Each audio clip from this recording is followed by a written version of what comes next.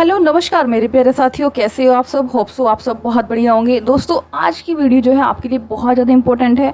ठीक है, तो welcome back to my channel भर्ती परीक्षा। आपको इस चैनल पर मिलती है सभी भर्ती परीक्षा की पूर्ण जानकारी। दोस्तों आज की वीडियो में खास क्या है, ई वर्ड से जितने भी ईडियम फ्रेजेस होते हैं, ई वर्ड से जितने भी ईडियम फ्रेजेस होते हैं जो आपके पेपर के लिए बहुत ज़्यादा इंपॉर्टेंट है, आज हम उनके बारे में बात करेंगे। ये प्रीवियस ईयर में भर भर के क्वेश्चन पूछे हुए हैं, तो इम्पोर्टेंट प्रीवियस ईयर क्वेश्चंस हैं। ठीक है, प्रीवियस ईयर क्वेश्चन में बहुत बार पूछे हुए हैं, तो मोस्ट इंपोर्टेंट टॉपिक रहने वाला है। 1 से 2 नंबर आपका 100% श्योर है। फुल डिटेल्स के साथ बेस्ट एक्सप्लेनेशन मिलेगा। और किस किस एग्जाम के लिए जरूरी है, SSCPO, CHSL, MTS, CGL, CUT, या आप कोई कॉम्पिटेटिव एग्जाम की तैयारी करें। तो चलिए बिना कोई देरी के स्टार्ट करते हैं। मोस्ट इंपोर्टेंट ईडियम फ्रेजेस दोस्तों, ए बी हाइव। देखो थोड़ा आप ट्रिक से लगाओ। बी मीन्स क्या होता है, मधुमक्खी होता है, और हाई माने छत्ता होता है। जो मधुमक्खी वाला जो काम होता है, जो बहुत ज़्यादा बिजी रहती है ना, अपने छत्ते में ना कुछ करते ही रहते हैं, तो इसका हो जाएगा ए वेरी बिजी प्लेस। क्या हो जाएगा, ए वेरी बिजी प्लेस, है ना। क्या हो जाएगा, एक बहुत ज़्यादा व्यस्त जगह। क्लियर हो गया, क्लियर हो गया थोड़ा। A dog life. अब आप देखो डॉग की ज़िंदगी कैसी होती है, बिल्कुल दयनीय होती है ना, बिल्कुल क्या होती है, ख़राब होती है। तो क्या बोलोगे, ए पैथेटिक लाइफ। क्या बोलोगे, ए पैथेटिक लाइफ। थोड़ा आप ना ट्रिक से थोड़ा सा याद करो। देखो जैसे एक होता है ए हरकुलन टास्क, यानी कि बहुत कठिन। हरकुलन मीन्स क्या होता है, कठिन काम देना। एक बहुत ज़्यादा कठिन कार्य देना। कैसा कार्य देना, कठिन कार्य देना। यानी ठीक है, यानी कि आप बोल सकते हो ए डिफ़िकल्ट टास्क। क्या बोल सकते हो, ए डिफ़िकल्ट टास्क। क्लियर हो गया। चलिए चलते हैं आगे। ए वर्ड्स जितने भी मोस्ट इंपॉर्टेंट है, जो प्रीवियस ईयर क्वेश्चन पूछे सारे वो कवर होंगे। Acid test. देखो अगर आप एसिड मीन्स क्या होता है, तेजाब। अगर तेजाब के अगर आप कोई भी टेस्ट ले रहे हो तो कैसा होगा, बहुत ज़्यादा कठिन परीक्षा है ना, यानी कि टफ टेस्ट होगा। कैसा टेस्ट होगा, टफ टेस्ट होगा। क्लियर। एक्लीज हील क्या है, कमज़ोर पहलू। कमज़ोर पहलू, इसको इंग्लिश में क्या बोलेंगे, ए वीक पॉइंट। क्या बोलेंगे, ए वीक पॉइंट। क्लियर हो गया। Add fuel to fire. एक बात बताओ, अगर किसी आग में आप फ्यूल डाल रहे हो, यानी कि क्या काम, किसी को भड़का रहे हो, है ना।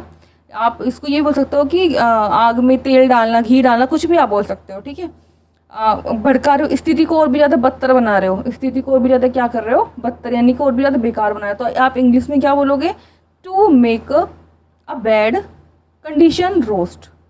Condition roast. क्लियर हो गया। ठीक है, चलिए चलते हैं नेक्स्ट पे। A heart of gold.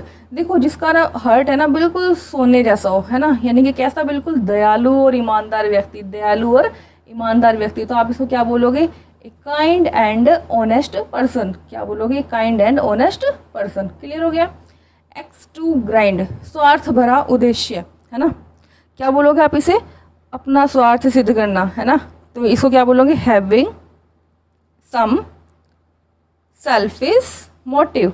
क्या बोलोगे, हैविंग सम सेल्फिश मोटिव, अपना स्वार्थ सिद्ध करना। ए सोर पॉइंट।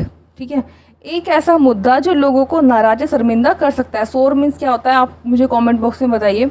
एक ऐसा मुद्दा जो लोगों को नाराज या शर्मिंदा कर सकता है, तो इसको क्या बोलेंगे, an issue that can make anyone angry और अनकंफर्टेबल। एंग्री और अनकंफर्टेबल। ठीक है, अब नीचे ये वाला पेपर में बहुत बार पूछा हुआ है। एन आयरन विल होता है दृढ़ इच्छा शक्ति, मजबूत दृढ़ इच्छा शक्ति। आप ये बोल सकते हो, मजबूत दृढ़ इच्छा शक्ति। ठीक है, तो आप क्या बोलोगे, स्ट्रोंग विल पावर। क्या बोलोगे, स्ट्रोंग विल पावर। क्लियर हो गया। चलिए चलते हैं नेक्स्ट की तरफ। At a stone throw. देखो आप इसको ऐसे समझ सकते हो, जैसे कोई ना बहुत मोटा पत्थर है, अगर आप उसे फेंक रहे हो तो थोड़ी दूर जाएगा, है ना। तो क्या जाएगा, बिल्कुल थोड़ी ही दूर पर, इन अ लिटिल डिस्टेंस, है ना। ये शॉर्ट डिस्टेंस भी आप बोल सकते हो, शॉर्ट डिस्टेंस, है ना। Around the clock. देखो भाई ये घड़ी है, ठीक है, ये 12, 3, 6, 9। अगर आप इसमें बिल्कुल घड़ी के चारों तरफ, यानी कि 2400 घंटे, 2400 घंटे, है ना। An entire 24 hour day, 24 hour day. ठीक है, अल्मा मैटर, ये पेपर में बहुत बार पूछा हुआ है। पढ़ाई का पहला संस्थान। पढ़ाई का पहला संस्थान, जहाँ से आप पहली पढ़ाई आप अपनी कंप्लीट करते हो। ठीक है, इसको इंग्लिश में क्या बोलेंगे, द स्कूल या फिर कॉलेज, ऑब्लिक में कर लेते हैं, college one hand attended, one hand attended. ठीक है, चलिए चलते हैं नेक्स्ट की तरफ। As daft as a brush, as daft as a brush. देखो डाफ्ट मीन्स क्या होता है, आप मुझे कमेंट करके बताओ। चलो मैं आपको बताती हूँ, डाफ्ट मीन्स होता है मंद बुद्धि, है ना, मंद बुद्धि। As daft as a brush होता है एकदम मूर्ख, है ना, एकदम मूर्ख, यानी कि very stupid and foolish. Clear.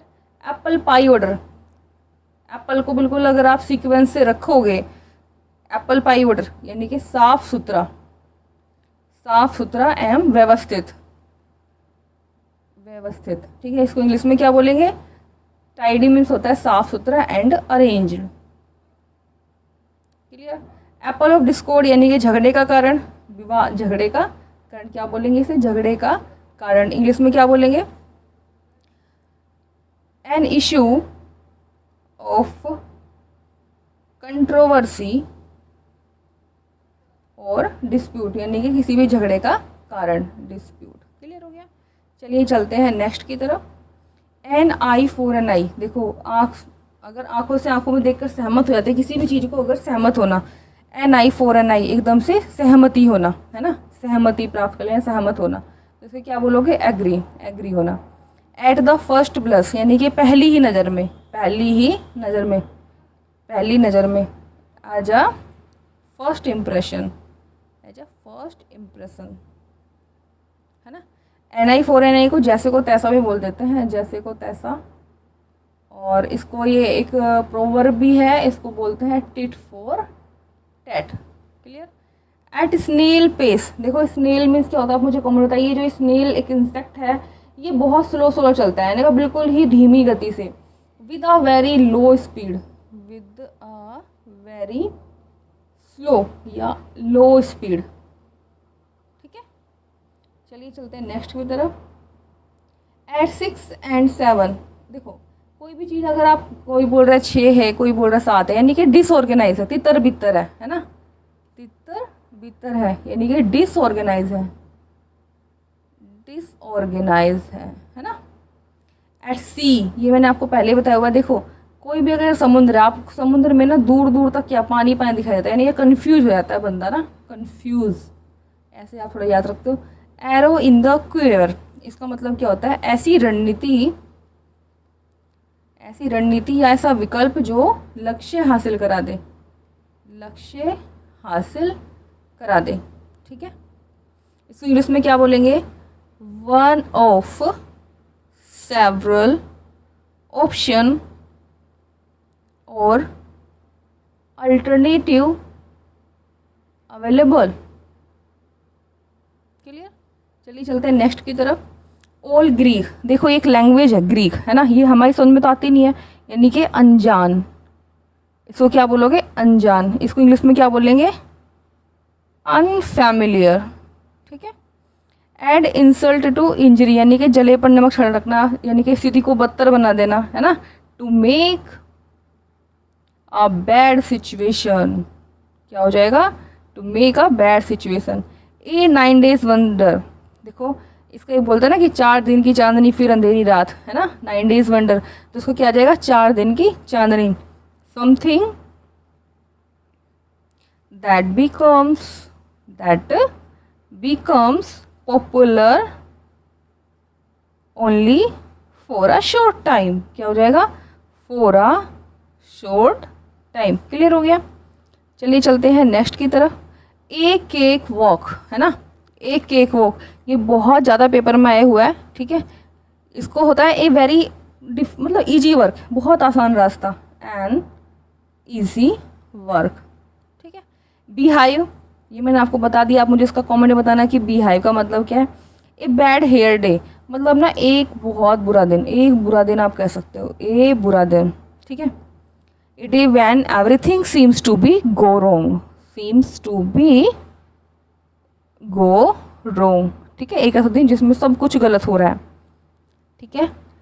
फिर लास्ट है आपका एट ए स्टोन थ्रो, यानी कि कोई पत्थर है, इसको आप अगर फेंकोगे थोड़ी दूर तक जाएगा, तो यानी कि लिटिल डिस्टेंस, है ना, लिटिल डिस्टेंस। मुझे उम्मीद है कि आपको मेरी वीडियो पसंद आई हो।